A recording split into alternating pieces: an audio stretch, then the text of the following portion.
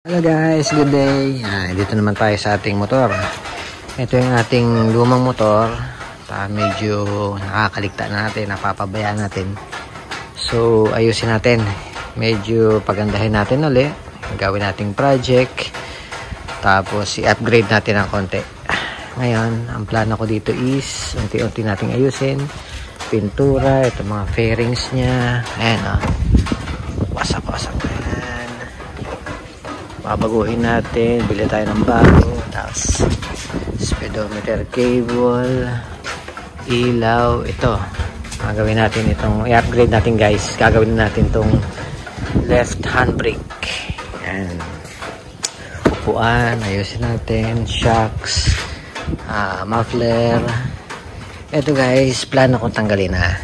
Ayan, i-convert natin dito. Ayan, kasi dito sa amin ay malubak. Pagka nagpipreno ka, sumasabit yan sa lubak. Sa mga kadisgrasya. Drum brake pa rin guys gagamitin ko. Saka na tayo mag-upgrade ng disc brake. Tapos ito, paparepaint natin. Unti-unti lang guys. Unti-unti natin. Tapos ito, re-restore natin. Ito. Ayusin natin uli. Ayan. So yun, ang unahin natin guys ay ito. Subukan natin ayusin yun. Convert natin sa left handbrake.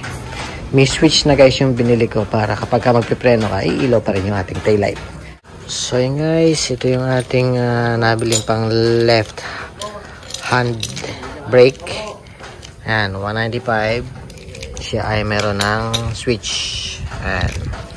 Tapos ito 150 na yung brake cable. Pang Mio guys yung nabili ko, 155. Ayan guys, tanggalin mo natin to para di nakakaabala. Medyo nalawagan ko na siya.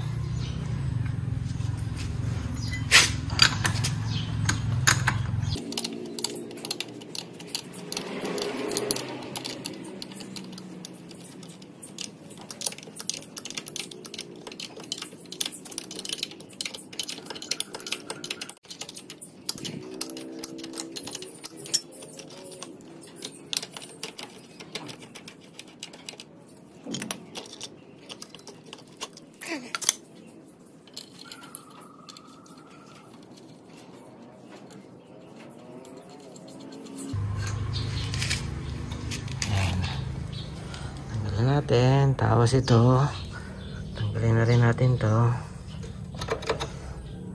Luluwagan muna natin doon para mahugot natin. Tapos yan, meron C-clip doon, tanggalin natin. Guys, tanggal na natin.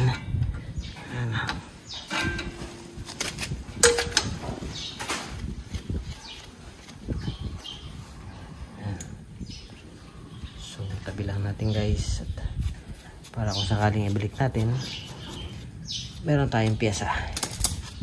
Ayan. So yun guys, nagpublicate na lang tayo ng, ito ay galing sa TV wall mount, pang wall mount ito. Ito guys, makapal din naman, diba? Siguro ay 2.5 mm yan. Ayan. Or 2 mm. Makapal siya eh. 2.5 siguro to or 3 mm. Ang ginawa kong bracket. Ayan. Tapos minelding ko doon. Tapos lagyan ko pa nito triangle. Diba? Ayan.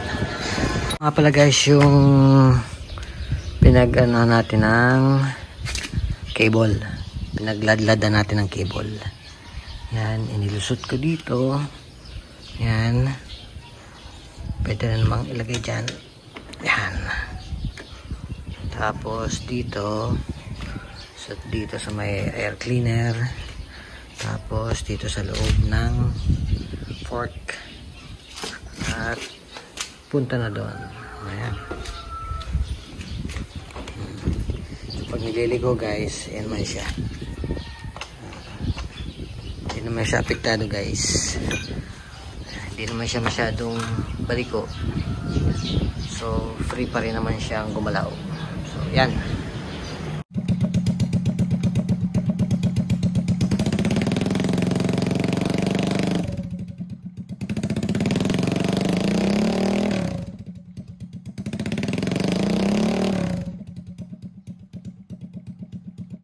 So yun guys,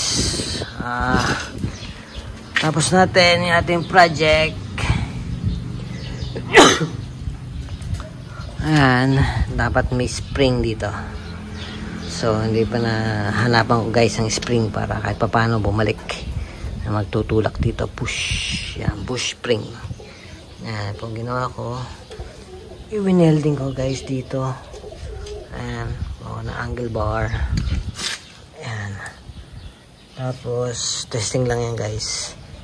Plano ko pa sana lagyan dito. Ayan. Ayan. Palagay nyo guys. Maganda ba? O over na. Or dito sa loob. Ayan. Ayan, ganyan.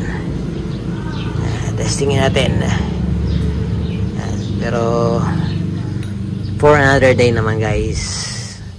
So ngayon okay naman yan. At ito na yung ating nabiling left hand brake. Ayan, 195 pesos. Meron na siyang umurahin lang yan guys. Yan na. Meron na siyang switch, brake switch.